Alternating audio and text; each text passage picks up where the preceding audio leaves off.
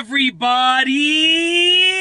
I'm here today to talk to you about proper hand placement while turning.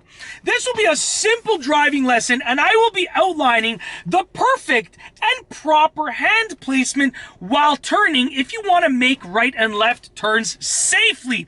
Without further ado, let's get right into the video. I'm going to explain a few things, and then I'll demonstrate myself using my own advice to make some safe, proper, and effective right and left hand turns. Well, I don't know which direction I'm going to be turning, to be honest with you. Could be right, could be left, but it's the same advice that you should be using. All right, let's get right into the video. The first thing is that your hands can cross during a turn, but basically, when the wheel stops moving, you don't want to keep your hands crossed. So I'm going to give you an example. The only time that your hands will cross, for the most part, when you're turning, is when you're using hand-over-hand steering.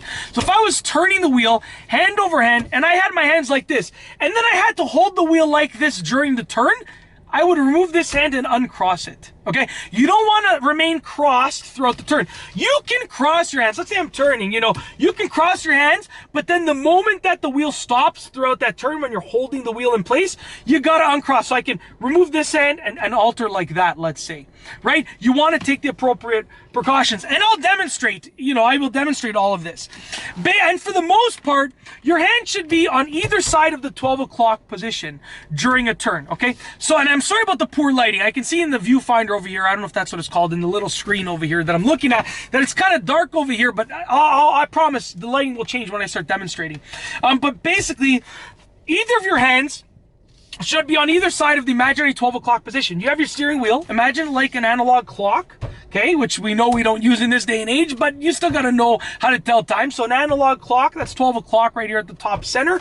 Your right hand should be on the right side of it, your left hand should be on the left side. It can be like 10 and 2, it can be 9 and 3, it can also be like 11 o'clock and like 5 o'clock. Because sometimes if I'm making a turn, my hands might end up like this. And that's fine. But one has to be on the left side of 12 o'clock, the one has to be on the right side of 12 o'clock. Okay, and make sure they're fairly far apart. You don't want them to be like this, fairly far apart all the time. Okay, you want to grip the wheel in a firm but flexible approach.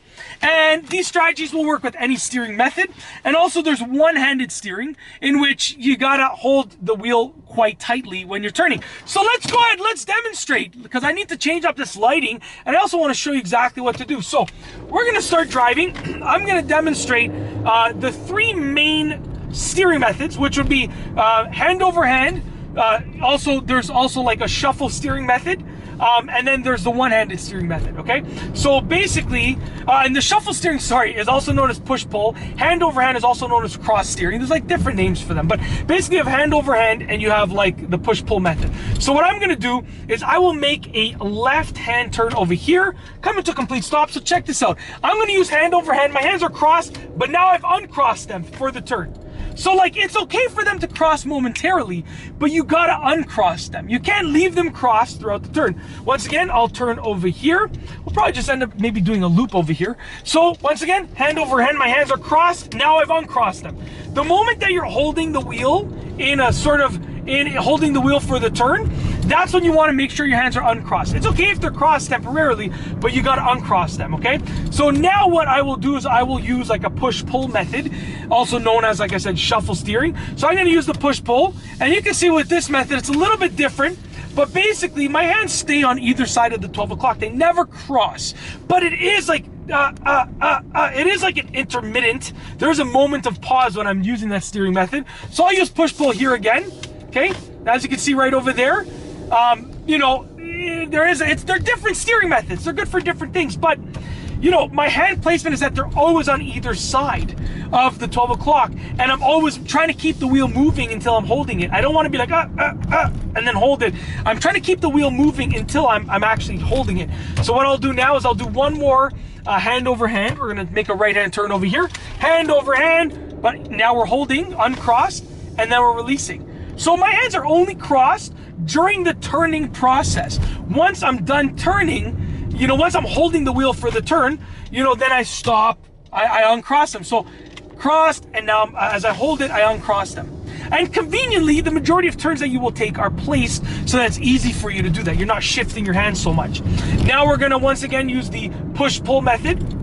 aka the shuffle steering method. Like I said, hand over hand is also known as cross steering. But the push-pull method right here, I'm turning over here, push-pull, just like that, holding it and releasing it. So for the push-pull, my proper hand placement is that I'm on either side all the time. And then last but not least is one-handed steering. So I'm coming to complete stop. I'll make a right-hand turn over here, palming the wheel, giving it a lot of pressure, rotating the wheel in the palm of my hand, holding it and releasing it. Now you'll notice when I release it, my hand stays at the top of the wheel. I'm not releasing it like this. It reduces the amount of control that I have if I did that.